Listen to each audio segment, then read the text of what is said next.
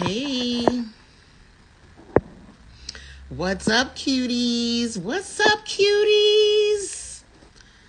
Yo, so this woman came to the Free Black Women's Library today. She said she is, hi, y'all. She said she is cleaning out her storage space. Her name was, hi. Her name was Zawadi, which is one of my favorite names. It means gift in Swahili. And how appropriate. But she's doing this thing where it's a 21-day challenge, where for 21 days you give away things, the amount of things for each day. So on day 1, you give away 1 thing. On day 2, you give away 2 things. 3, you give away 3 things. 4, and so on and so forth. So she's on day 5. And it's a really beautiful way, it sounds like, to clean out your closet, clean out clutter, and just open up for the new year. Open up your space, bring in fresh, open energy, right? So she's cleaned out her storage space, and she gave me so many books, y'all. So many books. Like, So I just want to share some titles. These are all the books she gave. All right. So I just want to share some of the titles with y'all of some of these books. A lot of them are vintage classic texts, which I have never seen these editions, which I've heard of. This one is Ruby by Rosa Guy. Look at this cover, y'all. Look at this cover. Now, I have read Ruby, but the version of Ruby I have is very different. And this is a young adult novel. This is a classic novel. Get into Rosa Guy. Absolutely beautiful. I'm going to look and see what year this book came out. 1976, y'all. Wow. 1976. Amazing. This book is called Pushed Back to Strength, and it's by Gloria Wade Gales. And this is a memoir written by this woman who's a professor. Look at this beautiful cover. And I really love, like, a lot of old school books have like the book cover, and people like to take the book cover off and save it while they're reading so it doesn't get damaged. So as you can see, this one is in perfect condition.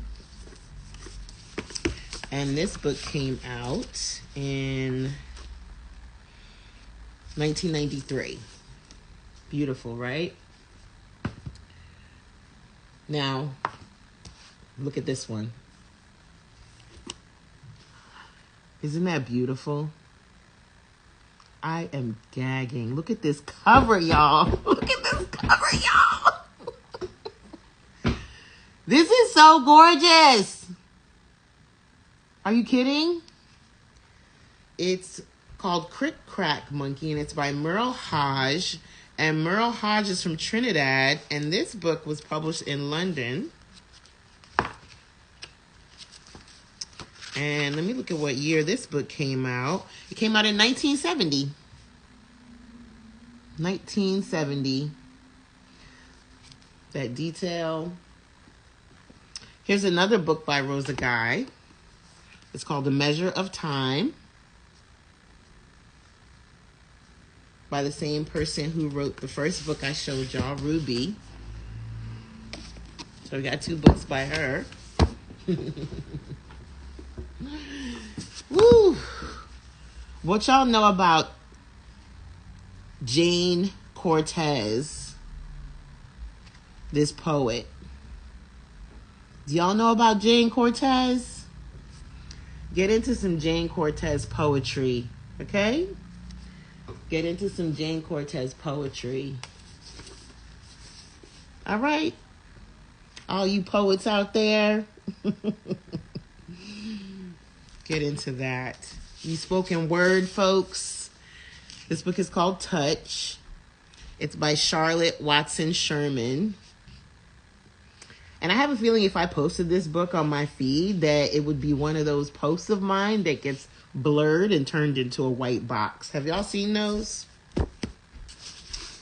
Here's another book by Merle Hodge, For the Life of Letitia. Look at this one. Look at this cover, y'all.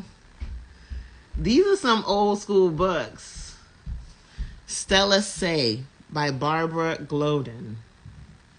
What will I do with these books? I will put them on the shelves. I will write down the titles. So I'm trying to figure out the best way to digitize the library. I'm trying to figure out a way to catalog all the books we have. Right now we have almost 6,000 books in our collection. And we have all these different genres and all these different types of books from all over the world. We have different editions of the same books. And I have no library science degree, and I have no real understanding of how to really maintain a library. The audacity of me to start a library with no librarian experience or knowledge. Yeah. That's me. I did that. So I'm trying to figure it out, trying to learn. But right now, what I do with the books, when I get the books in, is sometimes I go live. If it's a very exciting book or collection of books I get in, I go live and I share it with y'all. And then after I do that, I put the books on the shelves wherever they go. Like, for instance, this shelf behind me is where I keep all the nonfiction books that are connected to history, government, politics, social science, anthropology, different systems that exist, within society and so forth. So your social sciences and whatnot. So that's what's behind me. Then there's another shelf on the other side where I keep all the memoirs and autobiographies. And then the shelves in front of me is all the fiction and the sci-fi and the books about religion and spirituality and health and beauty and so on. So, yeah, working it out day by day. Now, this is one of my favorite authors, Jamaica Kincaid. Please get into some Jamaica Kincaid, y'all. If you haven't read Jamaica Kincaid, get into her work, and most especially A Small Place, most especially the autobiography of my mother, and most especially this baby right here called Lucy. There's another one called Annie John. But yeah, Jamaica Kincaid is one of my favorite writers. Her work is just lyrically gorgeous. And it's very woman-centered, woman-centric. And I love that. Guilty. My Love, or The Pleasant Girl by Rosa Guy. Tree of Life by Maurice Condé. Maurice Condé is a Caribbean writer who, the only book I've read by her is called I, Tituba, Black Witch of Salem. And it's a fictionalized account of the black woman that was caught up in the Salem witch trial dramas. So I haven't read a lot of Maurice Condé's work, but I appreciate her I, Tituba story for sure, because I love anything involving a black witch child. Anything. But yes, look at this cover. Isn't that beautiful?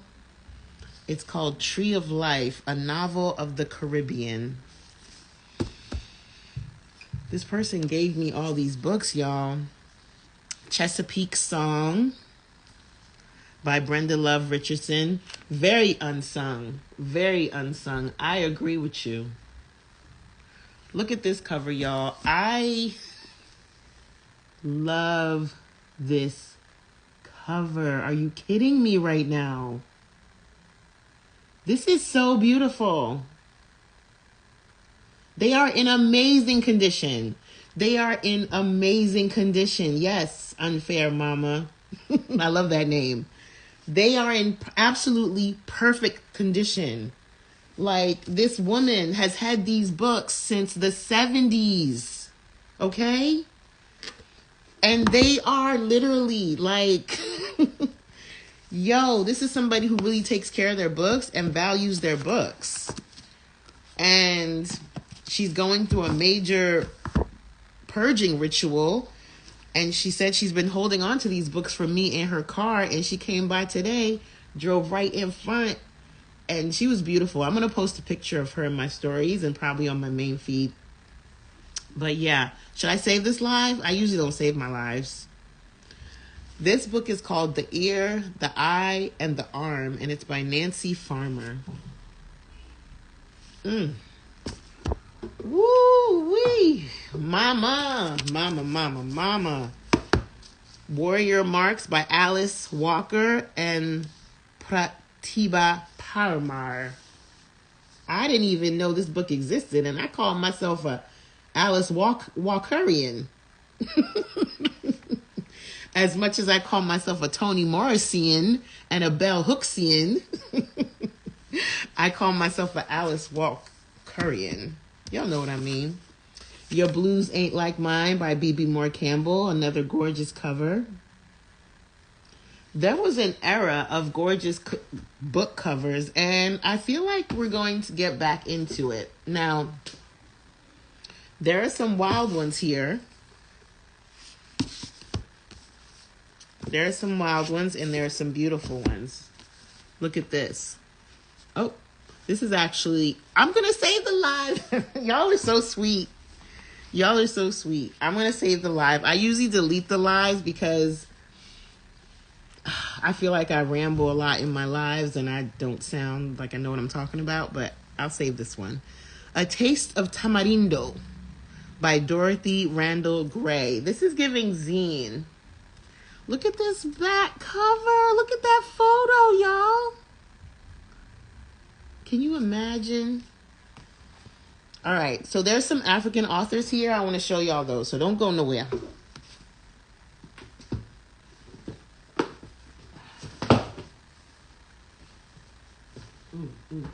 Here we go.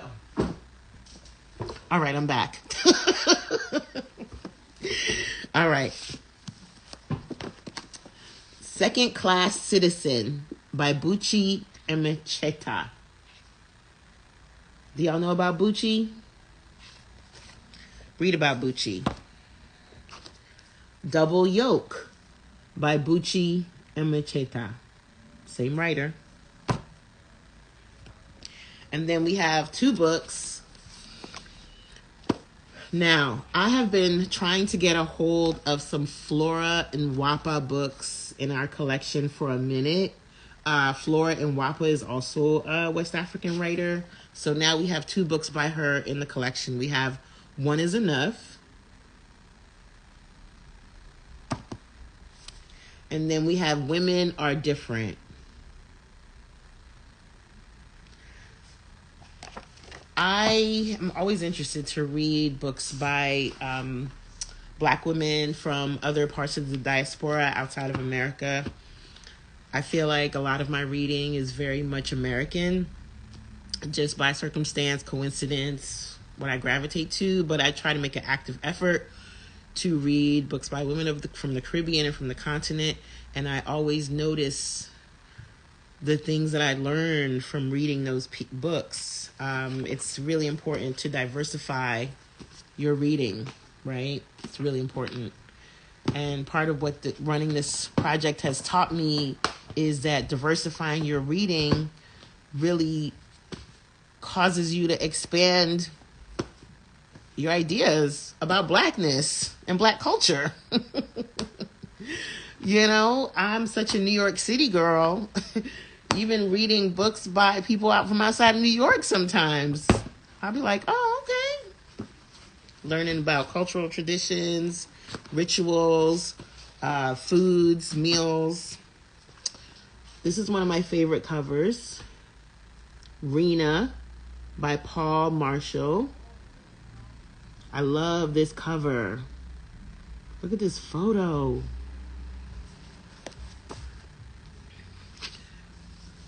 The Third Life of Grange Copeland. This is Alice Walker's very first book. Yep. And lots of trigger warnings in this book. This book is an excellent read. As I said, I'm an Alice Walkerian. So I've pretty much read all of her novels. And this book is an excellent read, but it's a difficult read. Okay? It really puts you through it. Now, this book is called A Rasta Reggae Fable. New to me. And it's written by Makeda Levi. Yeah, it is a rough one, right? The Third Life of Grange Copeland. Like, this cover actually is the vibe in the book. This cover is really appropriate for what this book puts you through emotionally. They got it right with this one. Roots Runnin' by Khadija Ibrahim.